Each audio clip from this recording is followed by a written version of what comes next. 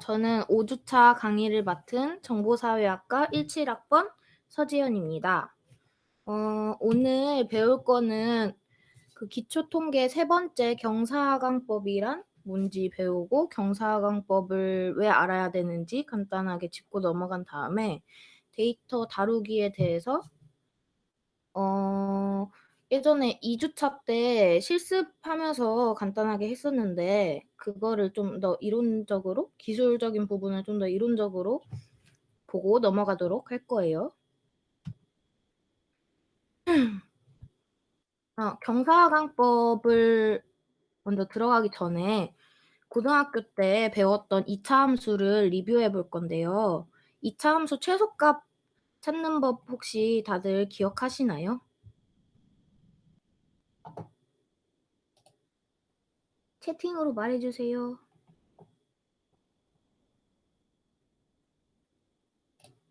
이렇게 하면 되나?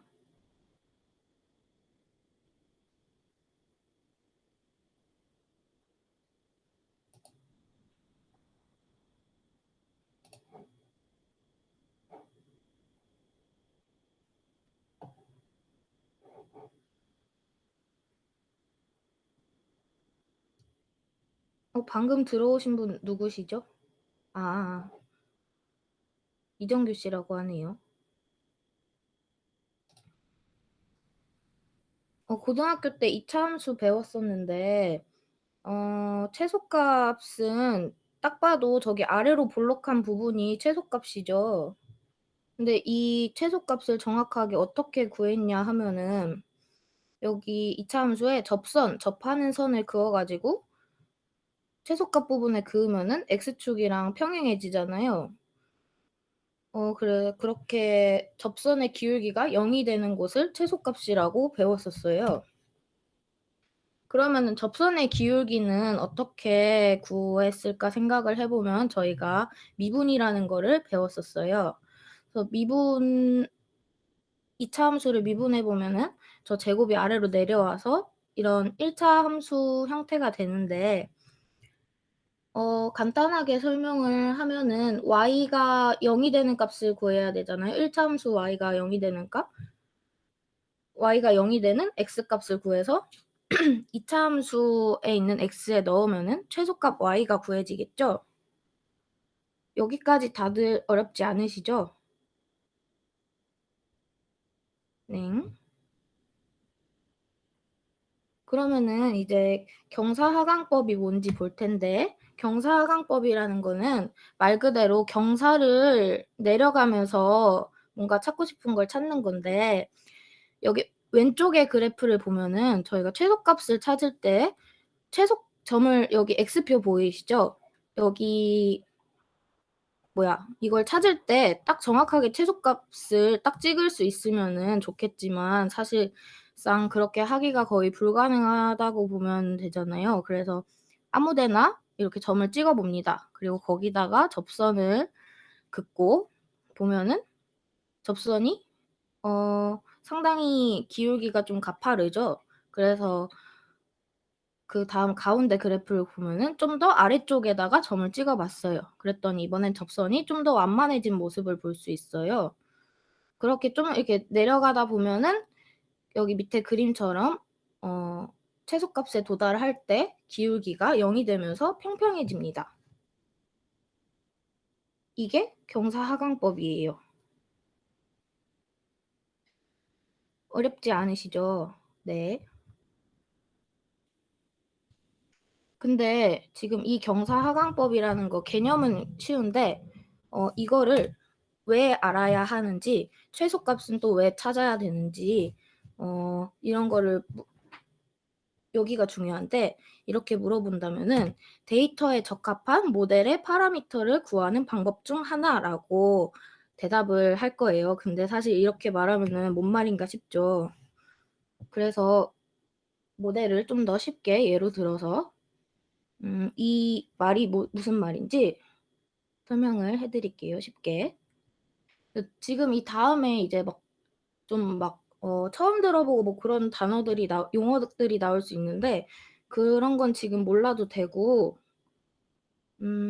이 흐름 정도만 따라오는 정도로 이해를 하시면 될 것 같아요. 바로 선형외기 모델이라는 단어가 나오는데 이게 뭔지는 사실 다음 주에 할 거고 지금은 가장 적합한 선 찾는 거 정도라는 것만 알아두시면 됩니다. 그래프를 보시면은 Y축에 기온이 있고 X축에 아이스크림 판매량이 있는데 기온이 올라가는 것과 동시에 아이스크림 판매량도 많아지고 있죠. 우리가 보통 이런 데이터를 쓸 때 기온이 이 정도 됐으면은 아이스크림이 얼마가 팔릴 것이다라고 예측을 해서 매출을 극대화하잖아요. 그래서 그 예측할 수 있는 선을 그어 주는 게 이 선형 회귀 모델인 건데 이렇게 데이터를 잘 대표할 수 있는 선을 그어 주는 거예요. 그래서 이 선은 예측한 값이고 이 점들이 실제 값이 되는 거죠, 그러면. 근데 이 선도 그을 수 있고 선을 이렇게도 그을 수 있고 이렇게도 그을 수가 있는데 모두 1차 함수의 형태이긴 해요. 근데 이 선들 중에 어떤 게 제일 적합한 것인가라는 거는 지금 눈으로만 봐서 알기 힘들죠. 그래서 어느 선이 가장 적합할까 생각을 한다는 거는 결국 오차가 어떤 게 가장 작을까라고 생각을 하는 거랑 똑같죠. 잠시만요. 누가 들어왔나?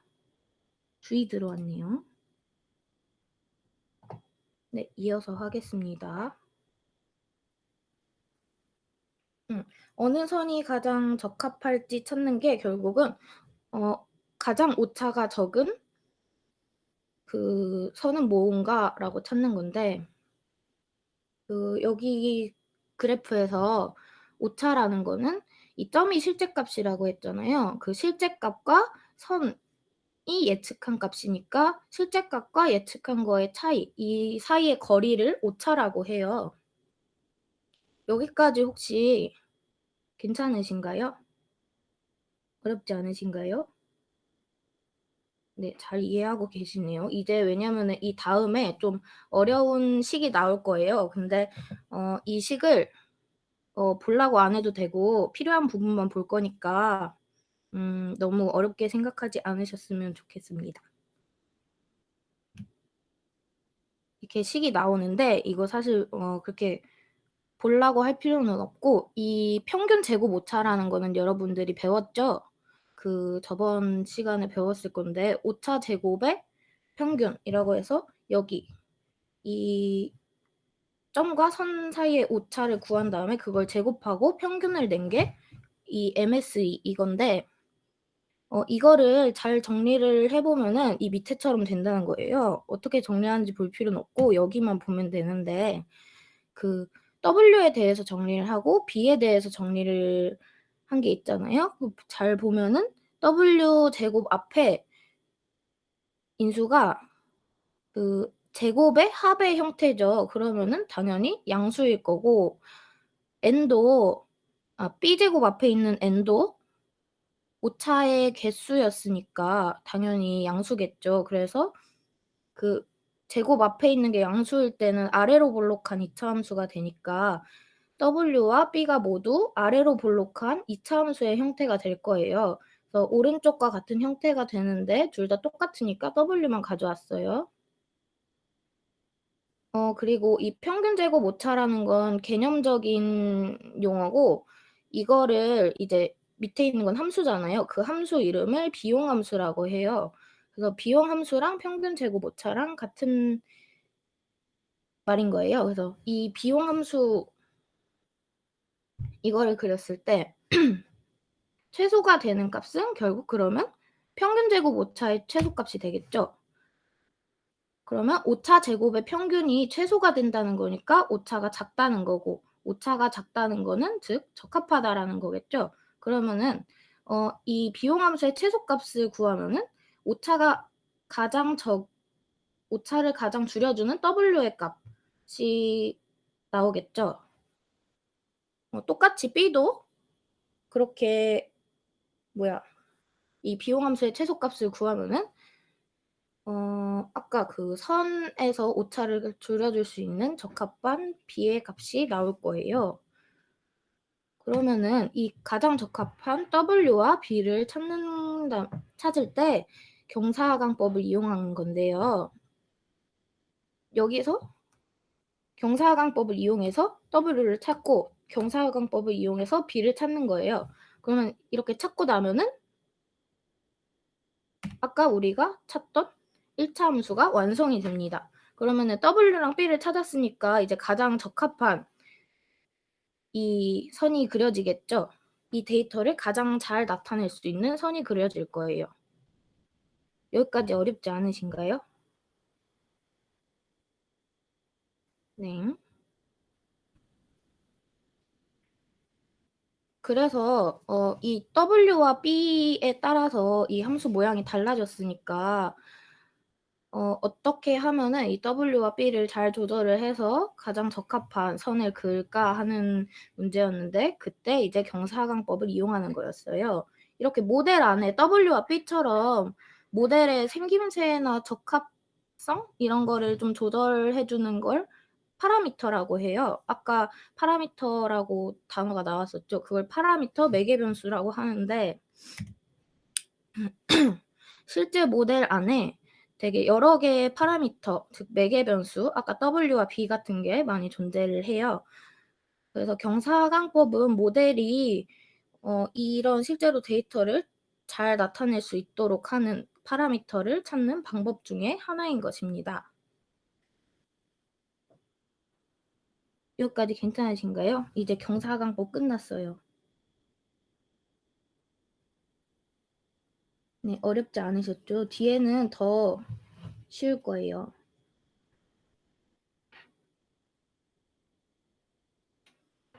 그러면 바로 데이터 다루기로 넘어가도 되겠죠? 잠시만요. 지금 우리가 학회하고 있는 데이즈 학회가 우리 모두 알다시피 데이터 사이언스 학회잖아요. 그래서 우리가 결국 하는 일은 데이터를 다루는 일이에요. 그래서 기술적인 면에서 데이터를 다루는 기초적인 방법을 지금부터 알아보고자 합니다. 데이터 탐색, 정제, 처리로 나눠가지고 알려주려고 갖고 왔어요. 먼저 탐색부터 보자면 데이터를 탐색한다는 거는 데이터가 어떻게 생겼을까 하면서 데이터의 구조를 살펴보는 건데요. 데이터의 유형을 1차원 데이터, 2차원 데이터, 다차원 데이터 이렇게 나눠가지고 각각 어떻게 살펴보면 좀 더 효율적으로 잘 살펴볼 수 있는지 알려드리도록 할게요.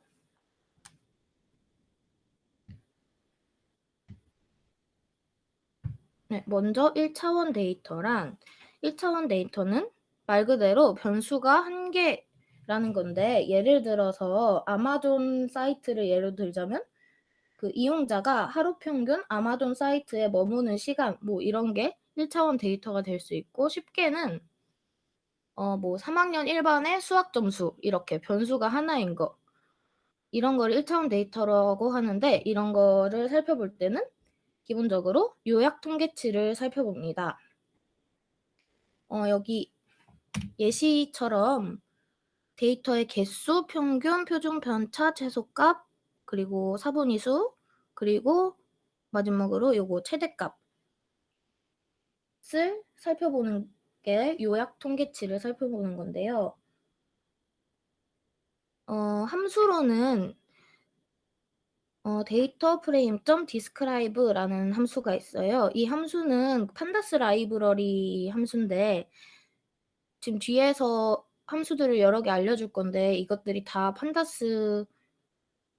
거의 판다스에서 가져온 것들이 대부분이에요. 그 데이터 분석을 할 때 판다스를 주로 사용하기 때문에 판다스에서 많이 가져왔습니다. 그래서 describe라는 함수를 많이 쓰게 될 텐데 describe만 해도 얘가 알아서 다 보여줘요. 그리고 다음으로 2차원 데이터로 넘어갈게요. 그리고 가끔 요약 통계치가 의미가 없을 경우도 있는데 그럴 경우에는 뭐 히스토그램을 그려본다든가 하는 그런 방법도 있어요.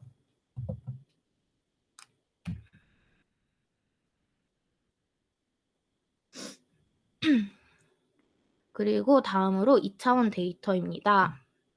2차원 데이터는 변수가 2개인 거. 일반적으로 이걸 나타낼 때는 X축, Y축 해가지고 표현하는 건데, 이런 데이터는 좀 익숙하죠. 그래서, 요거는 얘가 어떤 분포를 갖고 있는지, 어떻게 생겼는지 보려면 선점도를 그려서 데이터를 확인해 보는 게 가장 많이 사용하는 방법입니다. 파이썬 함수로는 plt.scatter 하고 x, y, x축, y축을 설정해주는 그런 게 있는데요. PLT는 그 매플립이라는 거를 임포트 해올 때 PLT로 이름을 정한 거예요. 그러니까 매플립.scatter 이렇게 생각하시면 될 것 같고, 네, 이걸로 산점도를 그리면 됩니다. 다음으로 다차원 데이터를 알아볼게요. 다차원 데이터는 변수가 여러 개인 건데, 여기서 얘네를 살펴볼 때 가장 중요한 거는 각 차원이 어떻게 서로 연관돼 있는지, 서로 어떤 연관성을 갖고 있는지 살펴보는 게 가장 중요하다고 할 수 있어요. 그래서 저번 시간에 배운 상관관계 행렬이나 아니면은 삼포도 행렬을 그려서 데이터를 확인할 수 있는데, 상관관계 행렬 배운 거 먼저 볼게요. 이거 보시면은 call이라는 함수를 쓰면은 이렇게 바로 얘네 열끼리 상관관계를 보여줘요. 이거 보는 방법은 저번에 배웠던 것 같은데, 이렇게 표에서 그 행렬에서 교차되는 거끼리 상관관계를 보여주는 거죠. 예를 들면 V1이랑 V3를 보면 상관관계가 0.9로 엄청 높은, 엄청 강한 양의 상관관계를 갖고 있는 걸 알 수 있고, V1과 V2를 보면은 마이너스 0.5로 좀 그래도 의미 있는 양이 아니라 음의 상관관계를 갖고 있는 거를 알 수가 있어요. 그리고 다음으로 산점도 행렬을 그려주는 판다스.플라팅의 함수 스캐터 언더바 매트릭스라는 함수인데요.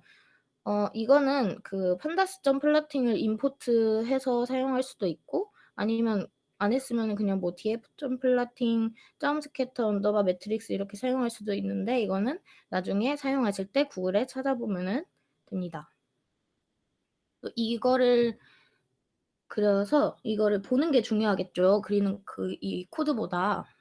이거를 어떻게 보냐면 상관관계 행렬이랑 보는 방법이 똑같아요. 이렇게 여기서 교차하는 지점끼리의 삼포도를 그려준 거예요. 여기서는 보면은 마지막 줄에서 세 번째 거 보면은 되게 선이 깔끔하게 이렇게 올라가고 있죠. 선을 그리면서 의미가 있는 데이터라고 할 수 있겠습니다. 여기까지 괜찮으신가요?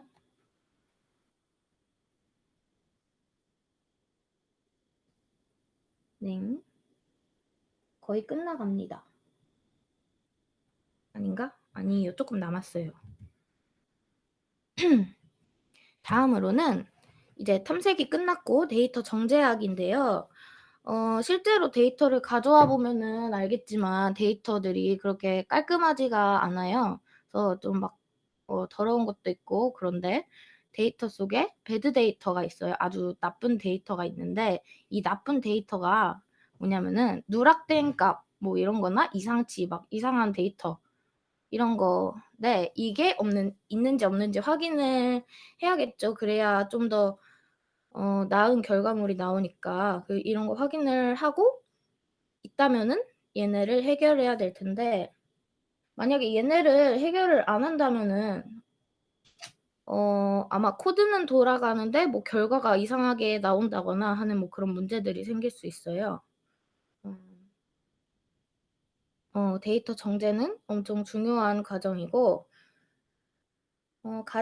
오늘 살펴볼 거는 가장 기본적으로 쓰이는 결측치 처리하는 것과 이상치 처리하는 거에 대해서 알아볼 거예요.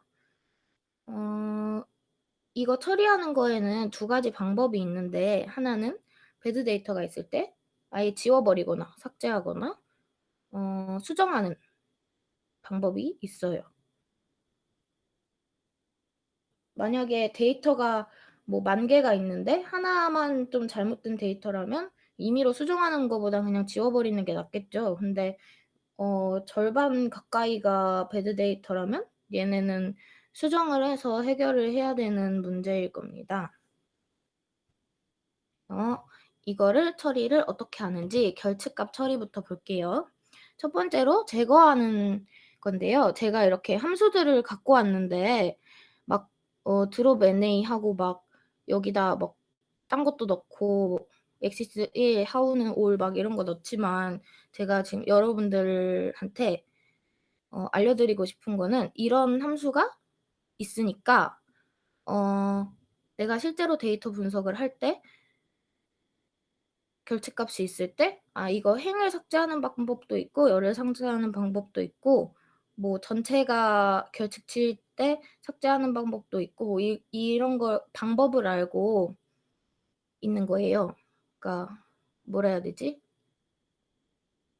하다가 그러니까 내가 하고 싶은 대로 이제 이런 방법이 있다는 걸 아니까 이 drop NA가 굳이 생각이 안 나더라도 구글에 파이썬 결측치 제거 이런 식으로 쳐 보면은 이게 잘 나올 거예요.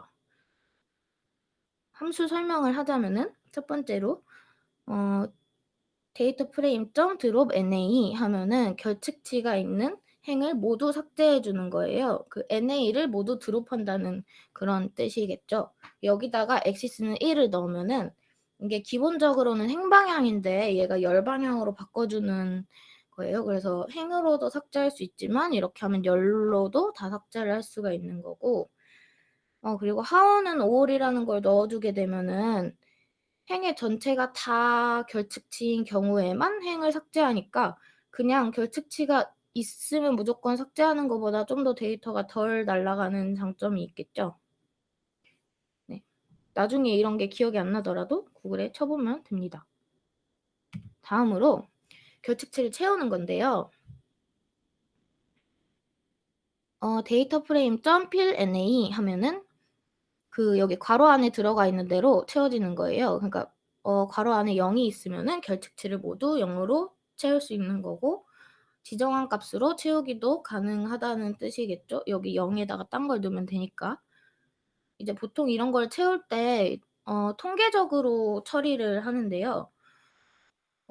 예를 들면은 뭐지? 타이타닉 데이터에서 어 나이 데이터가 결측치라고 가정했을 때 그 타이타닉 데이터에 보면은 이름에 미세스 뭐 미스 이런 게 있어 가지고 기혼 뭐 결혼 여부 이런 걸 알 수가 있거든요. 그래서 뭐 기혼 여성의 나이의 평균으로 채울 수도 있고 결측치가 있는 경우에 뭐 미혼 남성의 나이의 평균으로 채울 수도 있고 이런 식으로 통계치를 이용해서 최대한 자기가 생각하기에 정확한 방식으로 채워주면 되는 겁니다.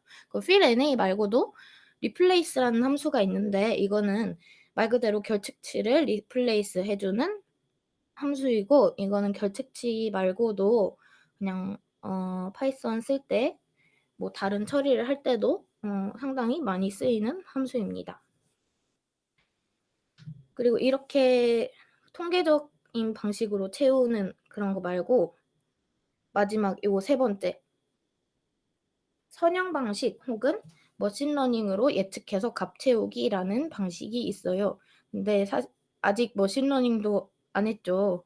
이거 마지막 방법은 상당히 고급 기술이라서 나중에 데이터의 고수가 되신다면 해 보시기 바랍니다. 저도 못해요. 이런 방법도 있다 정도만 지금은 알아두시면 될 것 같습니다. 그리고 다음으로 이상값을 처리하는 건데 이상치를 확인하는 과정이 좀 더 중요하고 확인을 한 다음에는 그냥 결측치로 바꿔서 그 앞에서 결측치 정제 과정 했던 거대로 하면 돼요. 결측치 확인하는 걸 안 알려줬는데 결측치는 그 뭐지? 저번에 2차 시 때 했던 것 같은데 그 isNull.sum 하면은 쉽게 확인을 할 수가 있어요. 이상치 확인하는 거는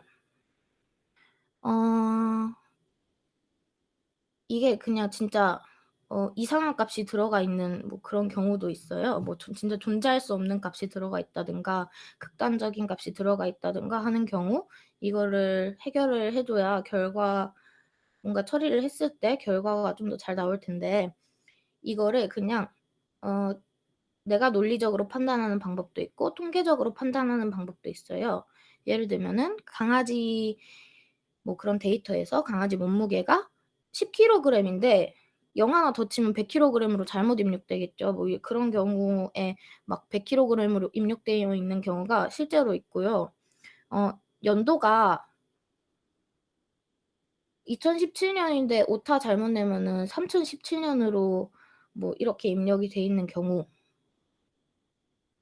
네. 이거는 누가 봐도 그냥 굳이 뭘 돌려보지 않아도 판단할 수 있는 그런 거잖아요. 그렇게 판단할 수도 있고, 통계적 판단은 그 IQR 저번 시간에 배웠죠. 그 상위 75% 에서 25% 를 뺀 그 가운데 50% 거기다가 1.5를 곱한 그 범위보다 크거나 작은 데이터가 이상치가 되는데요. 그 박스 플랫 저번에 주희랑 그려 봤죠. 그 박스 플랫 그려 봤을 때 거기 이렇게 범위 벗어나 가지고 점점점 있는 그게 바로 이상치입니다. 그런 거를 확인을 했으면 걔네를 결측치로 바꿔서 결측치 정제 과정을 적용하면 될 것 같습니다.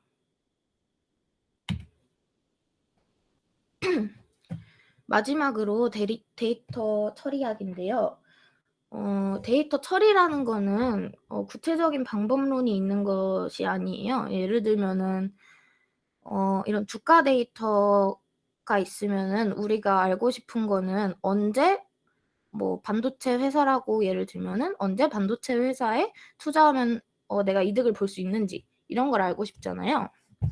그래서 막 주가 데이터가 진짜 로우 데이터로 그냥 이렇게 데이터가 있을 때 뭐 날짜 기준으로 정렬을 한 다음에 막 변화율 이런 거 계산을 하는 걸 새로 만들고 월별 평균 1일 변화율을 살펴볼 수 있는 뭔가를 이렇게 만들거나 하는 그런 거를 데이터 처리, 이런 과정을 데이터 처리라고 하는데, 이거를 사실 지금 코드를 가져와도 뭐 예시마다 다르기도 하고, 그래서 약간 이런 식으로 원하는 게 있을 때 내가 알고 싶은 의미 있는 그런 데이터를 찾아내는 과정이라고 생각하시면 될 것 같아요, 데이터 처리라는 게. 하나 더 예를 들자면 타이타닉 데이터가 있을 때 거기서 우리가 봤던 거는 누가 살아남았을까를 예측하는 거였는데, 타이타닉 데이터 같은 경우에는 그 정제만 이렇게 잘 해도 그 기계학습으로 예측이 가능한 데이터인데, 그 정제만 이렇게 잘 해도 되는 거라서 사실 이 정제가 처리 과정의 일부인 거예요. 데이터 처리 과정의 일부. 그래서 지금 이렇게 제가 탐색, 정제, 처리 이렇게 나눠 놓은 게 설명을 위해서 이렇게 나눠 놓은 거지, 실제로 데이터 분석을 할 때 탐색, 정제, 처리 이렇게 순서가 정해져 있다거나 명확히 구분돼 있다거나 뭐 그런 게 아니라 뭐 논리적인 그 데이터에 맞는 논리적인 순서대로 하면 되고, 뭐 탐색을 하고 정제를 하고 다시 탐색을 하고 처리를 하고 다시 탐색을 하고 이런 과정을 거쳐서 실제로 분석을 하는 거니까. 그리고 이 정제도 처리의 한 과정이 될 수 있기 때문에 어 뭐야 그 뭐지? 네. 실제로는 그렇게 명확하게 구분이 되지 않습니다. 그냥 잘하면 돼요. 그리고 처리는 이걸로 끝났는데, 이제 이후에 처리한 데이터를 바탕으로 뭐 예측 모델을 만들고 그런 거를 하는데, 그런 거는 이제 다음 주는 휴강이고 다음 시간부터 배울 겁니다. 끝났어요.